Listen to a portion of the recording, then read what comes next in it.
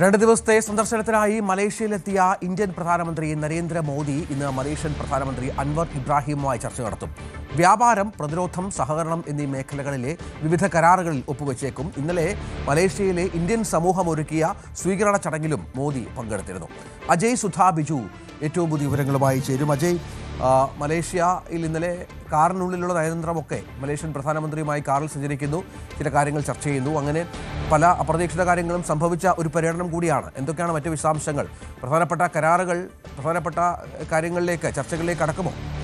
തീർച്ചയായിട്ടും ഇന്ന് മലേഷ്യൻ പ്രധാനമന്ത്രിയുടെ വസതിയിൽ വെച്ച് പ്രത്യേക ചർച്ച നടക്കുന്നുണ്ട്. ഇന്ന് രാവിലെ അവിടെയുള്ള പ്രത്യേക ഒരു റെഡ് കാർപ്പറ്റ് സെറമോണിയൽ വെൽക്കമിൽ പ്രധാനമന്ത്രി നരേന്ദ്രമോദി പങ്കെടുത്തിരുന്നു. ഇന്നലെ രഞ്ജിത്ത് സൂചിപ്പിച്ചതുപോലെ തന്നെ കാറിൽ വെച്ചുള്ള ഇരുവരുടെ ചിത്രവും അതുപോലെ എയർപോർട്ടിൽ നേരിട്ടെത്തി അൻവർ ഇബ്രാഹിം നരേന്ദ്രമോദിയെ സ്വീകരിക്കുന്ന ആ ദൃശ്യങ്ങളെല്ലാം അത് വലിയ രീതിയിൽ സാമൂഹ്യ മാധ്യമങ്ങളിൽ പ്രചരിച്ചതാണ്. അതുമാത്രമല്ല, ഇന്ത്യൻ സമൂഹം ഒരുക്കിയ പ്രത്യേക സ്വീകരണ ചടങ്ങിൽ പ്രധാനമന്ത്രി അൻവർ ഇബ്രാഹിമുമായിട്ടുള്ള സൗഹൃദത്തെ പറ്റി പ്രത്യേകം പരാമർശിച്ചിരുന്നു.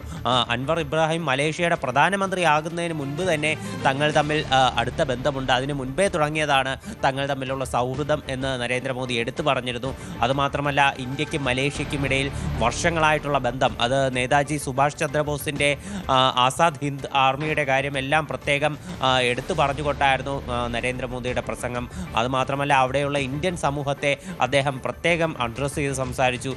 തമിഴ് വംശജരുടെ സ്വാധീനം, മലേഷ്യയിലുള്ള തമിഴ് വംശജരുടെ സ്വാധീനം ഉൾപ്പെടെ നരേന്ദ്രമോദി എടുത്തു സൂചിപ്പിച്ച വിഷയമാണ്. മാത്രമല്ല, ഇരു രാജ്യങ്ങളും തമ്മിലുള്ള ഒരു നയതന്ത്ര ബന്ധം, സൗഹൃദം, പ്രതിരോധം തുടങ്ങിയിട്ടുള്ള മേഖലകളിലുള്ള ആ സഹകരണത്തെപ്പറ്റി അദ്ദേഹം എടുത്തു സൂചിപ്പിച്ച വിഷയമാണ്.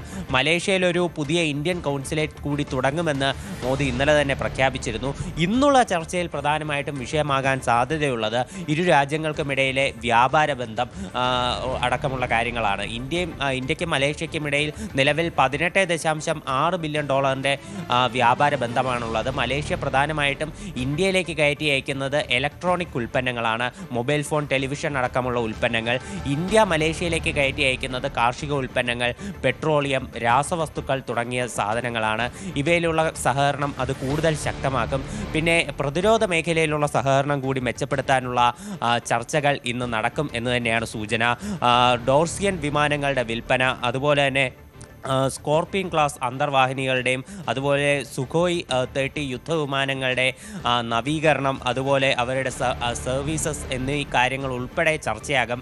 ഏറ്റവും പ്രധാനപ്പെട്ട കാര്യം സെമി കണ്ടക്ടറുകളുടെ വ്യാപാരം, അവയുമായി ബന്ധപ്പെട്ടിട്ടുള്ള ഒരു സഹകരണം. ഇക്കാര്യത്തിൽ കൂടി ഇരു രാജ്യങ്ങളും ഒരു നിർണായക കരാറിൽ ഒപ്പിട്ടേക്കും എന്നാണ് വിവരം ലഭിച്ചിട്ടുള്ളത്.